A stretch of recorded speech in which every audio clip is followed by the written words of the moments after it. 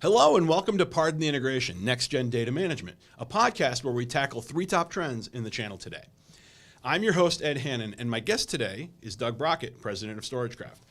Doug has more than 30 years experience in technology, including leadership positions with ExaBlocks, SonicWall, Nexi Systems, and BBN. Doug, thanks for being here. Hey, thanks very much for having me, Ed. Excellent. So let's get down to it. Today, Doug and I are going to be tackling OneXafe, why security isn't enough. And the way the show works is we have 3 topics we'll discuss throughout the broadcast, and we have 3 minutes to talk about each. Topic 1 is how can ransomware infiltrate. Topic 2, does your CDP solution offer quick recovery? And topic 3, let's talk capacity. Now, if you're watching, you can see the countdown clock on the bottom of your screen. But for now, let's get started. So, Doug, how easy is it for ransomware to infiltrate a company's network, particularly in the mid-market? Well, what we're seeing today is that the bad actors out there have developed all sorts of mechanisms for getting through whatever security devices you have in play. In fact, when we look at people that have been infected with ransomware, 77% of them have had fully up-to-date security solutions and yet somehow managed to get infected. That's really a really dire situation. And it's not like the security guys are asleep on the job. They know that this is one of the #1 things that they've got to get to. But the economic incentive is so great for the bad actors that they're just being super clever with the new advanced persistent threat technologies, new ways to get malware onto your computers, and even very, very clever social engineering mechanisms to really get that ransomware into your network. So I think vigilance is the watchword, but the danger is ever present. And sadly, the bad guys are winning right now. That is sad.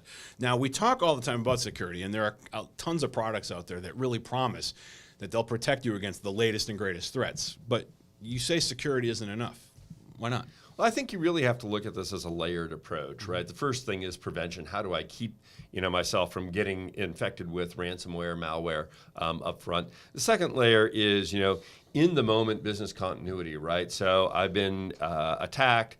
The attack has had some degree of success. I need to keep my business running while I look at that third step, which is remediation recovery, right? How do I bring my systems back into the state where I can access my data again? So prevention isn't enough, right? You've got to have that 3-step plan in place to protect, remediate, and recover. It's like recycling. So when hit with an attack, companies often find themselves really reacting to the attack rather than being ahead of it. How, in your mind, can these companies take a more active approach to fighting back? Well, I think the first thing, of course, is, it's like the Boy Scouts, be prepared, right? You need to be thinking about what you're going to do before it happens.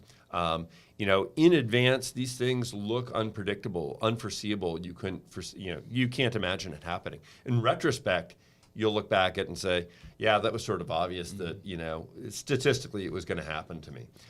And so, think about what that moment's going to be like and say, okay, when I get attacked, what am I going to do? What's my data recovery strategy? What's my remediation strategy for business continuity? And then practice, practice, practice. It seems like a huge cost to you when you're doing it because it's a distraction, right? I don't have an extra hour this week to work on this. But in retrospect, after, when an attack happens, you'll be so glad that you've done it because you'll be protected.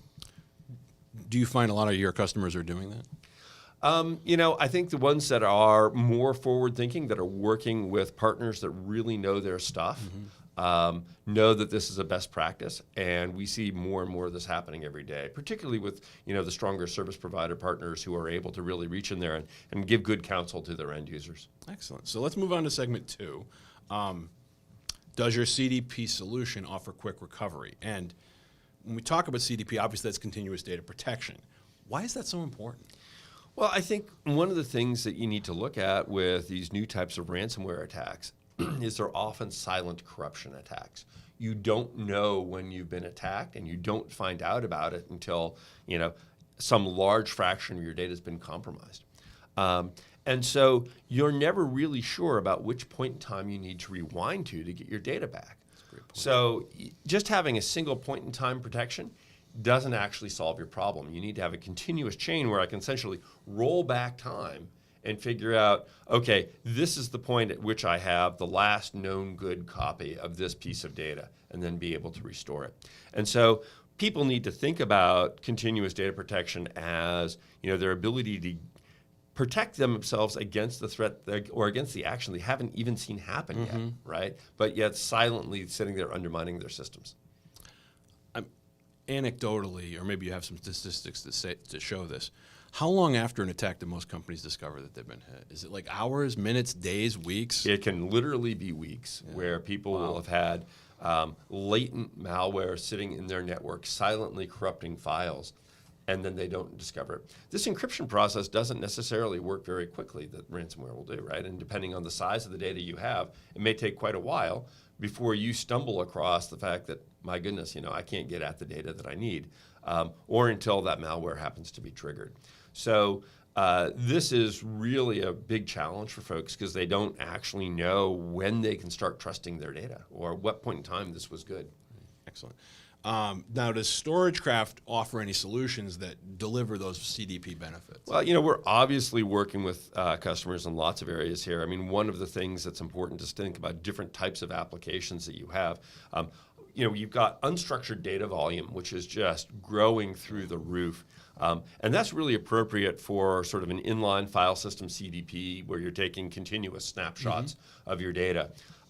There are other types of data around structured data, particularly, that aren't growing so fast. They're much more predictable.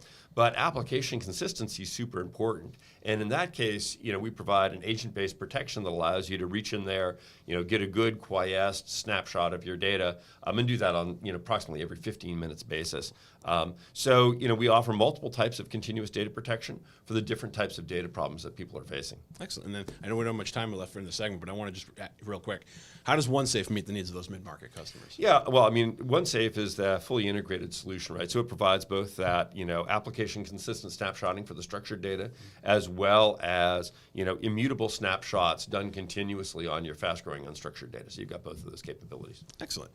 Perfectly timed. And then let's go to segment 3. I want to talk capacity. And we talked before about the big data explosion and how tough it is with all that data to know how much protection you need. So from where you sit, how can solution providers really have an important, meaningful, substantive capacity planning discussion with their customers?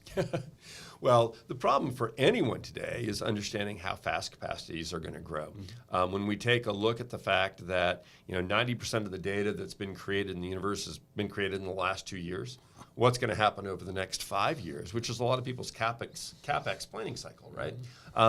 And when numbers are really big, like if you're growing 20% to 40% per year, somewhere in that range, well, the outcome 5 years from now is huge because you're growing exponentially. The big answer is understand what your apps are and try to get a handle on which ones are the fast ones and which ones are the slow-growing apps, but don't pretend that you're going to be able to predict with any level of accuracy. If you buy a storage scale-up solution today that has a fixed capacity, most of the useful life of that product, you're going to not be using the full capacity. You're going to have overpaid because you bought too much. Then it's going to be filled up, and then one day you'll be really happy because you bought exactly the right amount of capacity. And then every other day after that, you'll have too little capacity. I mean, you're sort of doomed. There's only one day in that 5-year life cycle that you're going to be happy, right? And the rest of the time, you're going to hate yourself. And I think the right answer is you want to be buying into scale-out technologies, allow you to expand capacity on demand, right? And so, whether it's I've got a 50 terabyte problem today or a 5 terabyte problem today, that's going to be reaching up into the hundreds and beyond petabytes a few years from now. You've got to find a way so that you're buying that when you need it. You're getting it just in time, and you're not sitting there cursing yourself 3 years from now saying, I've overbought or I underbought and I'm not through my capital depreciation cycle. Good stuff. Now, with all that data, with all this big data that's out there, from where you sit, what's the data that really must be protected? What's the data that should be protected? And how would you sort of classify the data that's kind of nice to protect? Right. I mean, first thing you got to look at is regulation, right? And if you are a partner that's specializing in vertical industries, you're going to know darn well that there's more and more regulation coming at you, particularly where I come from in California. We got a lot more coming down the path, right? But we can look at that rapidly becoming national standards, right? And so that's going to put personally identifiable information, financial information, healthcare information at the top of the list, right? Down below that, you're going to be taking a look at the stuff you need to run your business, your HR files, your financials, right, that, operate your business. Then down below that, you'll be looking at stuff you need for analytics, like long-term log files, customer record, customer interaction data, click files, right, all the stuff you need to do analytics on your business, right? So I think that thinking through that type of tiering is what every partner needs to be doing. Excellent. In 30 seconds for this last question. Does StorageCraft offer scalable solutions that adapt to different protection needs? Well, that's what our OneXafe and ShadowSafe product lines are all about, right? Allowing people to, start at the very, smallest level to deploy a product that can fit into, almost, the smallest customer's infrastructure. Scaling up to, we work with some of the largest Fortune 500 companies. And really finding a way to deliver value into customers of any size is what makes us applicable to so many channel partners, is the fact that there really is, literally is no customer too large or too small to, deal with StorageCraft solutions. Excellent. Doug, thanks so much for being here. Hey, my pleasure. Yeah, but now before we go, just 3 takeaways from today. Number 1, countless products promise they'll protect you against the latest and greatest threats, but again, security is not enough. You need a continuous data protection solution that offers quick and efficient recovery. And finally, you got to have that capacity planning discussion with your customers. Thanks so much for watching, everyone. Once again, I'm Ed Hannon. This is Pardon the Integration, Next Gen Data Management.